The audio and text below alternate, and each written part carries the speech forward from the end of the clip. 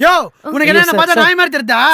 ஒவ்வொரு டைம் காசு கேட்டு வரும்போது சாக்கு சொல்லிட்டு இருக்க. சார் ப்ளீஸ் சார் ஒரு 5 மினிட்ஸ் உட்காருங்க சார், பேசிக்கலாம் சார். வாங்க சார், யாருன்னா கேட்டு அசிங்கமாயிடும் சார், ப்ளீஸ் சார். என்னது அசிங்கமாயிடுமா? யோ உன்னால என் மேனத்தை நான் அசிங்கமா திட்டிட்டு இருக்காயா?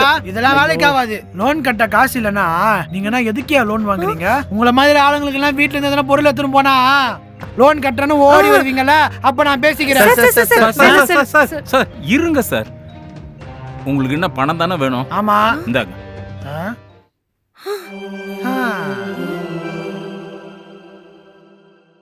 ஒரிஜினலா? ஒரிஜினல் தான். சத்தம் போட்டாதான் குடுக்க வேண்டியதெல்லாம் குடுப்பீங்க போல.